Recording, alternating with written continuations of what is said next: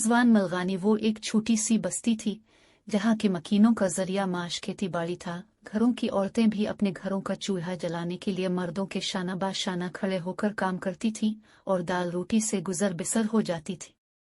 शादा किसान के यहाँ बेटे की पैदाइश हुई। वो 10 साल से औलाद की आस लगाए हुए था।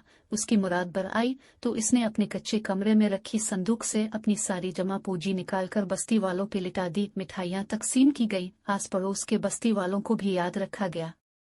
गांव वालों ने तो इसका नाम जुमा खान रख छोड़ा था क्योंकि वो जुमे के दिन पैदा हुआ था। शादा ने बेटे का नाम जमाल रखा था। जब वो बड़ा हुआ तो जिद पर अड़ गया कि इसे स्कूल दाखिल होना है। जारी है, उनकी बस्ती में स्कूल का नाम भी किसी ने ना सुना था और वहां किसी बच्चे का स्कूल में दाखिला लेने की तकरार हैरानी की बात थी। बस्ती के हर फर्द ने एड़ी चोटी का जोर लगाया कि जमाल उर्फ जुमा खान को इसके अज़ाइम से हटाया जाए, लेकिन सब नाकाम रहे। आखिर वो दिन भी आया कि जब इसका दाखिला दूसरी बस्ती के स्कूल में करवा दिया गया। वो बस्ती से तांगे में बैठता, तांगे वाला इसे पक्की सड़क पे आता, तन वो बस में सवार होकर दूसरी बस्ती पहुंचता और वहां मास्टर करीम दाद उसे सारे मजमून पढ़ाते थे। मिडिल तक इसी स्कूल में पढ़ने के बाद इसने हाई स्कूल में दाखिला लेने का इरादा जाहिर किया तो सब बस्ती वाले गुस्से से लाल पीले हो गए। सब ने कहा किसान बन कुछ और बनने के ख्वाब ना देख, लेकिन जमाल पे तो एक डायना सवार हो गई थी। शहर में उसने हाई स्कूल में दाखिला भी ले लिया। मैट्रिक में सूबे भर में उसकी तीसरी पोजीशन बनी तो वो और ज्यादा पढ़ाई के मामले में संजीदा हो गया। इसकी इंथक मेहनत और दिल लगाकर पढ़ने का जुनून इसे कॉलेज और कॉलेज से यूनिवर्सिटी तक ले गया। इतना पढ़ लिख जाने के बाद इसे छोटी मोटी मुलाजमत गवारा ना थी और ऊंची पोस्ट और उहदे के लिए तगड़ी सिफारिश का होना भी जरूरी थी। इसने बहुत कोशिश की लेकिन बेसूद। वो बस्ती में वापस आया तो सब ने कहा खेती बाड़ी शुरू कर दे, लेकिन वो आमादा ना हुआ और बस्ती में ही अपनी मदद आप के तहत परचून की दुकान खोलकर उसे बढ़ाता रहा। देखते ही देखते दुकान एक बड़े जनरल स्टोर की शक्ल इख्तियार कर गई। बस्ती वाले इस पर रश्क करते। जमाल खुद भी सेठ बन जाने और कहलाए जाने पर आतराता फिरता। उन्होंने अपना कच्चा घरौंदा गिरा दिया, 2 कमरे पक्के बना लिए जिसके आगे बरामदा और 3-4 दरख्त भी थे जिनकी छांव में बैठकर जमाल की माँ खुशी से फूले ना समाती।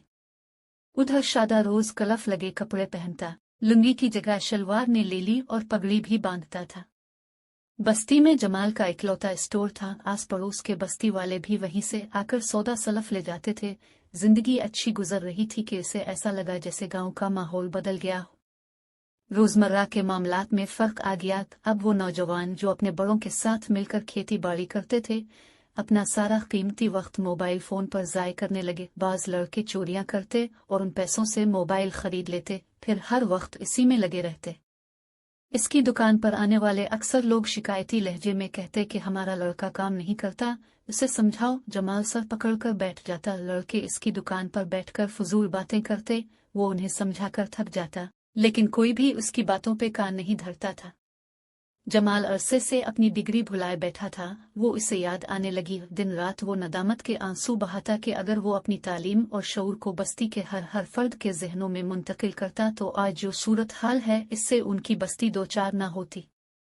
कई सवाल थे जो उसे तंग करते थे और शर्मिंदा करते थे। वो अपने इल्म की बुनियाद पे बहुत कुछ कर सकता था, इसने ऐसा क्यों नहीं किया? यही नदामत इसे खिल रही थी। आखिर उसने एक फैसला किया और इस बारे में वालिदा को आगाह कर दिया कि अब दुकान उनके हवाले करके बस्ती के मुस्तकबिल के ममारों के लिए कुछ करना चाहता है।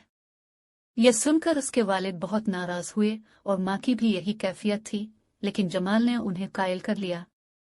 गांव में स्कूल खुल गया। वो बच्चे जो भटक कर बेरारावी का शिकार हो गए थे रास्त पे आने लगे थे।